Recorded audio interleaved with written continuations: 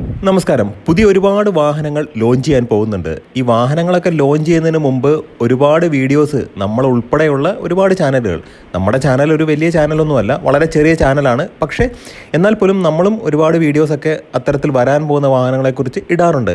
പക്ഷേ നമ്മളൊരു കാര്യം മനസ്സിലാക്കണം, ബഹുമാനപ്പെട്ട എല്ലാ സബ്സ്ക്രൈബേഴ്സും ഒരുപാട് പണം നമ്മൾ ഇൻവെസ്റ്റ് ചെയ്യാൻ പോവുകയാണ്. അതായത് നമ്മൾ ഒരാഗ്രഹത്തിൻ്റെ പുറത്ത്, ഒരാവശ്യത്തിൻ്റെ പുറത്ത് കഷ്ടപ്പെട്ട് ഉണ്ടാക്കുന്ന പണവും അതിൻ്റെ മുകളിൽ EMI ഒക്കെ ആയിട്ടാണ് നമ്മളൊരു വാഹനം വാങ്ങാൻ പോകുന്നത്.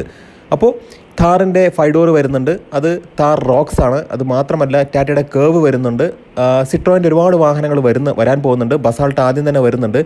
അത് മാത്രമല്ല MGയുടെ ലേബലിൽ ഒരുപാട് വാഹനങ്ങൾ വരുന്നുണ്ട്. MG എപ്പ് വരുന്നുണ്ട്, ബിങ്കോ വരുന്നുണ്ട്, ക്ലൗഡ് EV വരുന്നുണ്ട്. അങ്ങനെ ഒരുപാട് വാഹനങ്ങൾ വരാനായിട്ട് വെയിറ്റ് ചെയ്യുകയാണ്.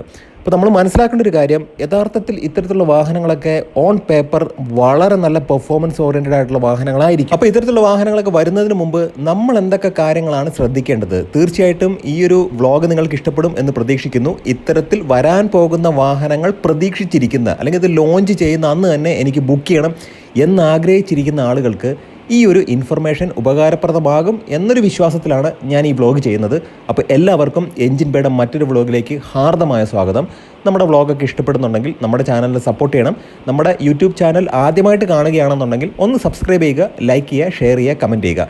അപ്പോൾ ആദ്യമേ തന്നെ ഒരു കാര്യം പറയട്ടെ, ഇത്തരത്തിലുള്ള വാഹനങ്ങളൊക്കെ വരുന്നതിന് മുമ്പ് ഒരുപാട് പ്രൊമോഷൻസ് ഉണ്ടായിരിക്കും. അത് ലിറ്ററലി പെയ്ഡ് പ്രൊമോഷൻസ് ആയിരിക്കും. അതായത് നമ്മൾ സോഷ്യൽ മീഡിയയിൽ കാണുന്ന 85% കാര്യങ്ങളും പെയ്ഡ് പ്രൊമോഷൻ ആയിരിക്കും, ഡയറക്റ്റ്ലി ഓർ ഇൻഡയറക്റ്റ്ലി.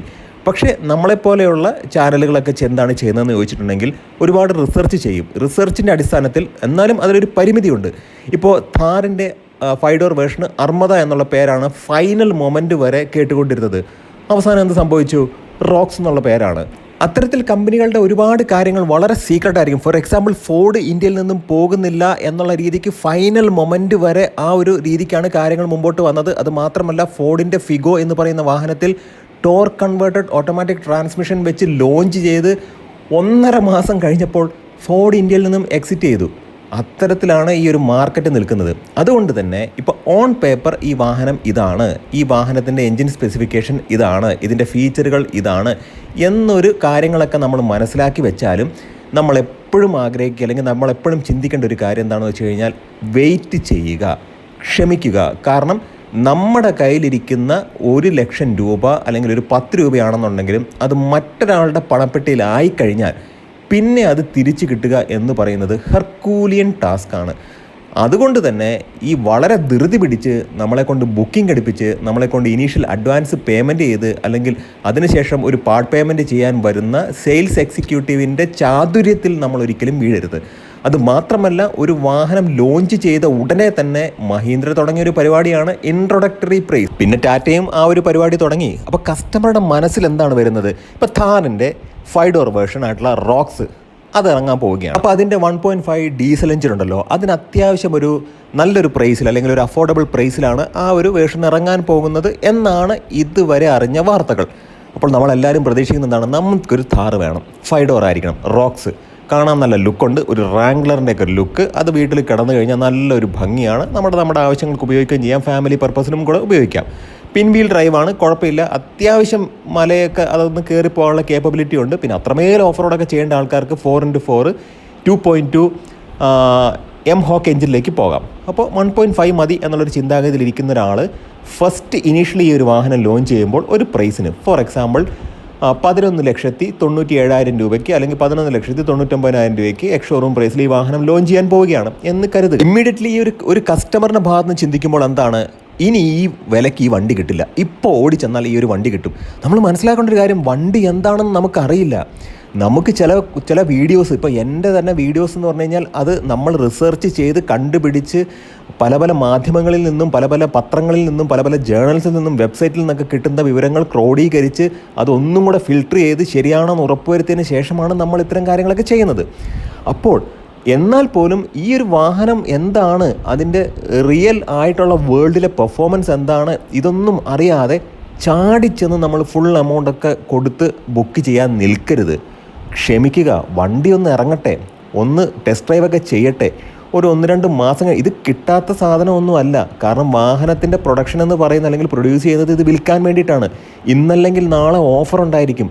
തീർച്ചയായിട്ടും ഇനി അങ്ങോട്ട് വരുംതോറും വാഹനത്തിന് എന്തായാലും നല്ല ബുക്കിംഗ് ലഭിക്കും, അത് വേറെ കാര്യമാണ്. എന്നാൽ പോലും നമ്മൾ ആദ്യമേ തന്നെ ചാടിക്കേറി ഒരു ഇനീഷ്യൽ എമൗണ്ട് കൊടുത്ത് പിന്നെ പാർട്ട് പേയ്മെൻറ്റ് നടത്തി നമ്മുടെ പണം അവിടെ ബ്ലോക്കായി വണ്ടി നല്ലതല്ലെങ്കിൽ എത്ര കാലമെടുക്കും അത്രയും പണം തിരിച്ചുണ്ടാക്കാനായിട്ട്? ഇതാണ് എൻ്റെ ചോദ്യം. നമ്മൾ ക്ഷമിക്കുക, ക്ഷമയോടുകൂടി ഇരുന്ന്, അതിപ്പം കർവിൻ്റെ കേസിലാണെന്നുണ്ടെങ്കിലും ഇലക്ട്രിക് വാഹനങ്ങളായിട്ടുള്ള ബിങ്കോയാണ്, ക്ലൗഡ് വരുന്നുണ്ട്, യപ്പ് വരുന്നുണ്ട്, ഇതിൻ്റെ എല്ലാത്തിൻ്റെ കേസിലാണെന്നുണ്ടെങ്കിലും വണ്ടി വന്നിട്ട് ഒരു 1.5 മാസം കഴിഞ്ഞ്, ഒരു 2 മാസം കഴിഞ്ഞ് 1-2 കസ്റ്റമറിൻ്റെ റിവ്യൂസൊക്കെ വന്നതിന് ശേഷം മാത്രം നിങ്ങൾ ആ വാഹനം എടുക്കണോ വേണ്ടോ എന്നുള്ള കാര്യത്തിലേക്ക് പോകും. ഇപ്പോൾ അപൂർവങ്ങളിൽ അപൂർവങ്ങൾ എന്നുള്ള രീതിക്ക് വേണമെന്നുണ്ടെങ്കിൽ നമുക്ക് പറയാം. എന്നാലും ജിംനി ഇറങ്ങിയ സമയത്ത് 17.5 മുതൽ 18 ലക്ഷം വരെ ഓൺ റോഡ് പ്രൈസിൽ വാങ്ങിയ ആളുകളുടെ ഇപ്പോഴത്തെ മാനസികാവസ്ഥ എന്താണ്? ആ വാഹനത്തിന് ഓൾമോസ്റ്റ് 3.5 ലക്ഷം രൂപയുടെ ഡിസ്കൗണ്ട് ഉണ്ട്. ഇനിയും ഡിസ്കൗണ്ട് വരും. എൻ്റെ ഒരു കാഴ്ചപ്പാടിൽ ആ ഒരു വാഹനത്തിന് 4.5 ലക്ഷം രൂപയുടെ അടുത്ത് ഡിസ്കൗണ്ട് തീർച്ചയായിട്ടും വരാനുള്ള സാധ്യത ഉണ്ട്. അപ്പോൾ അത്തരത്തിലുള്ള കാര്യങ്ങളെല്ലാം നമ്മൾ ആലോചിക്കണം. ഇപ്പോൾ കേവ് വരുന്നുണ്ട്. കേവ് ഒരു നല്ല വാഹനമാണ്. ടാറ്റയുടെ നല്ല ബിൽഡ് ക്വാളിറ്റി ഉണ്ട്. ബസാൾട്ടും അതുപോലെ തന്നെ ഒരു കൂപ്പേ കൈൻഡ് ഓഫ് ഡിസൈനിലുള്ള വാഹനമാണ്. യപ്പ് വരും, അത് ജിംനിയുടെ ഷേപ്പിലുള്ള ഇലക്ട്രിക് വാഹനമാണ്. ക്ലൗഡ് EV ഉണ്ട്, അത് വൂളിങ്ങിൻ്റെ തന്നെ വാഹനമാണ്. അത് മാത്രമല്ല ബിങ്കോ എന്ന് പറഞ്ഞൊരു വാഹനമുണ്ട്. ഇതെല്ലാം വരട്ടെ, വന്നിട്ട് നമ്മുടെ പർപ്പസിന് ഉപയോഗിക്കാൻ കഴിയുന്നതാണോ എന്ന് നമ്മൾ ചെക്ക് ചെയ്യണം. അത് മാത്രമല്ല സർവീസ് എങ്ങനെയാണ്, ഇതിൻ്റെ സ്പെയറിന് എന്തൊക്കെയാണ് വില, ഈ വാഹനത്തിന് എന്തെങ്കിലും പോരായ്മകളുണ്ടോ? കാരണം വണ്ടി ഉപയോഗിച്ചതിന് ശേഷം മാത്രമാണ്, ഈവൻ ഒരു ടെസ്റ്റ് ഡ്രൈവ് എടുത്താലും, വുഡ് യു ബിലീവ്, ഈവൻ ഒരു ടെസ്റ്റ് ഡ്രൈവ് നമ്മൾ എത്ര സമയം ടെസ്റ്റ് ഡ്രൈവ് എടുക്കും? നമ്മൾ ടെസ്റ്റ് ഡ്രൈവ് ചെയ്യുക എന്ന് പറയുന്നത് കൂടിപ്പോയി കഴിഞ്ഞാൽ ഒരു 20 കിലോമീറ്റർ അല്ലെങ്കിൽ ഒരു 15 കിലോമീറ്റർ അല്ലെങ്കിൽ ഒരു അരമണിക്കൂർ.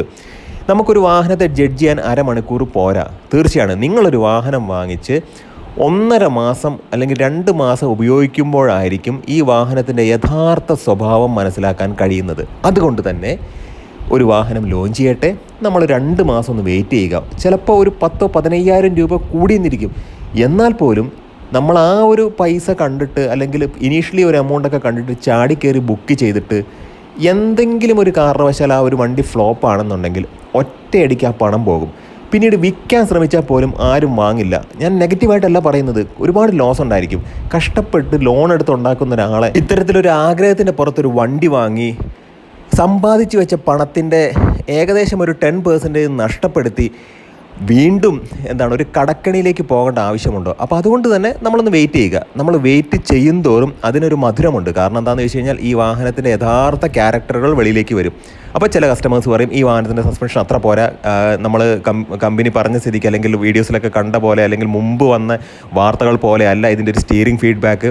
അതുമാത്രമല്ല ഇതിൻ്റെ ബ്രേക്ക് ഇങ്ങനെയാണ്, അല്ലെങ്കിൽ ഈ വാഹനത്തിൻ്റെ റിവേഴ്സ് എടുക്കുന്ന സമയത്തുള്ള ബ്ലൈൻഡ് സ്പോട്ട് കാര്യങ്ങളുണ്ട്. ഇങ്ങനെയുള്ള കാര്യങ്ങളൊക്കെ വരും. അപ്പോൾ ചുരുക്കി പറഞ്ഞു കഴിഞ്ഞാൽ അത്തരത്തിലൊരു വാഹനത്തിൻ്റെ സ്വഭാവം വെളിയിൽ വരുന്നത് 2 മാസങ്ങൾക്ക് ശേഷമായിരിക്കും. തീർച്ചയായിട്ടും അതിനുശേഷം നമുക്കൊരു വാഹനം വാങ്ങാം. തീർച്ചയായിട്ടും ഇതൊരു എളിയ ഇൻഫർമേഷനും സജഷനുമാണ്. നിങ്ങൾക്ക് ഇഷ്ടപ്പെട്ടിട്ടുണ്ടെങ്കിൽ നമ്മുടെ ചാനലിനെ സപ്പോർട്ട് ചെയ്യുക, സബ്സ്ക്രൈബ് ചെയ്യുക, മാക്സിമം ഒന്ന് ലൈക്ക് ചെയ്യുക. നിങ്ങളുടെ സ്നേഹമാണ് നമ്മുടെ ചാനലിൻ്റെ സപ്പോർട്ട്. അപ്പോൾ നല്ല നല്ല വ്ളോഗ്സുമായിട്ട് നമുക്ക് വീണ്ടും കാണാം. നന്ദി, നമസ്കാരം.